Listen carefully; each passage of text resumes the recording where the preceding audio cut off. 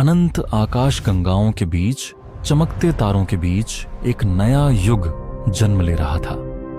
और उसी युग में खड़ा था एक भव्य और भयावह महल। इस महल के भीतर की दीवारें सोने से जड़ी हुई थी, सुनहरे स्तंभ और उन पर उकेरी हुई शनिदेव तथा अन्य देवताओं की अद्भुत चित्रकारी। बीचों बीच एक चमचमाता हुआ स्वर्ण सिंहासन रखा था, जो असुरराज हिरण्यकशिपु का था।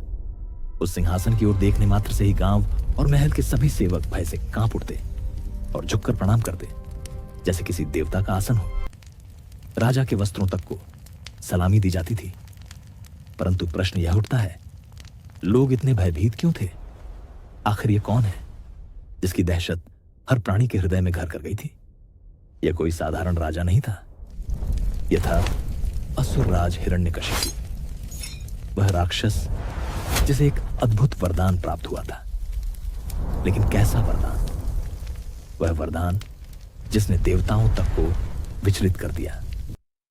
और हिरण्यकशिपु को केवल राजा नहीं बनना था, उसे चाहिए था अमरत्व, ऐसा सामर्थ्य जिससे वह देवताओं से भी अधिक बलशाली हो जाए। वह चाहता था कि कोई भी उसे कभी मार न सके। इसी स्वप्न की प्राप्ति के लिए उसने कठोर तपस्या आरंभ की। वर्षों तक उसने न भोजन किया, न जल ग्रहण किया, सिर्फ ध्यान और तप में लीन रहा। उसकी तपस्या देखकर स्वयं देवता भी विचलित हो उठे। देवलोक में हलचल मच गई और अंततः उसकी अटूट तपस्या से प्रसन्न होकर स्वयं ब्रह्मा प्रकट हुए। ब्रह्मा ने उसे वरदान दिया, तुझे न कोई पशु मार सकेगा, न कोई मनुष्य, न अस्त्र से, न शस्त्र से, न दिन में, न रात में, न धरती पर, न आकाश में। यह वरदान मानव मृत्यु पर विजय का प्रतीक था। लेकिन जैसे ही यह वरदान मिला, हिरण्यकशिपु का हृदय अभिमान से भर गया। उसने अपनी शक्ति का दुरुपयोग आरंभ कर दिया, देवताओं से युद्ध छेड़ दिया। धरती और स्वर्ग दोनों ही उसके आतंक से थर्रा उठे। और सबसे बड़ा पाप, उसने अपने राज्य में विष्णु भक्ति पर प्रतिबंध लगा दिया। जो भी नारायण का नाम लेता, वह मृत्यु दंड का भागी बनता। तभी उस महल में जन्म हुआ असुरराज हिरण्यकशिपु के पुत्र प्रहलाद का। परंतु यह कोई साधारण बालक नहीं था। प्रहलाद का चेहरा निर्मल चंद्रमा की तरह चमकता था। उसकी आंखों में करुणा और भक्ति की गहराई झलकती थी। वह बचपन से ही असाधारण गुणों वाला था। जहां एक ओर उसके पिता अहंकार और क्रोध के प्रतीक थे, वहीं प्रहलाद के हृदय में केवल विष्णु के प्रति अटूट प्रेम और श्रद्धा थी।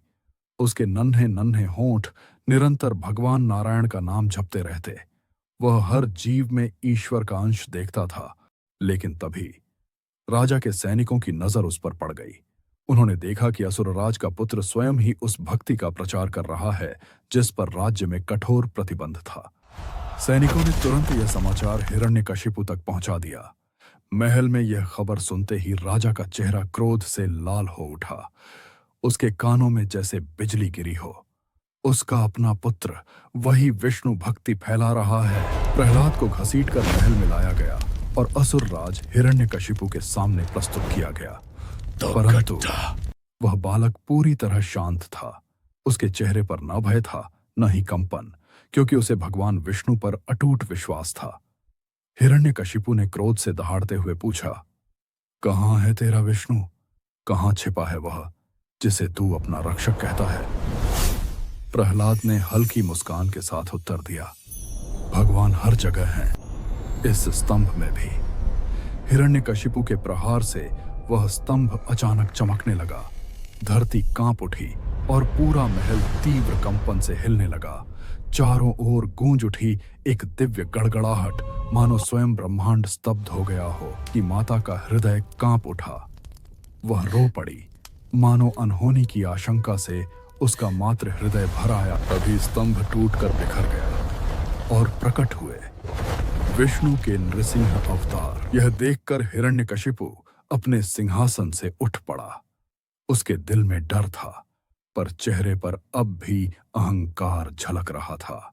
आधी सिंह, आधा मानव, नेत्र अग्नि की तरह दहकते, कान फड़फड़ाते, अयाल सुनहरी ज्वाला सी लहराती, नख इतने तीक्ष्ण मानो बिजली की धार। गरज इतनी प्रचंड की दिशाएं कांप उठीं। वह रूप भयानक भी और दिव्य भी, यही थे विष्णु के नृसिंह अवतार। हिरण्यकशिपु अपने सिंहासन को छोड़ गदा लेकर नृसिंह पर वार करने लगा। वह लगातार प्रहार करता रहा, परंतु नृसिंह अडिग खड़े रहे। फिर नृसिंह ने क्रोध में दहाड़ लगाई, जिससे पूरा महल कांप उठा।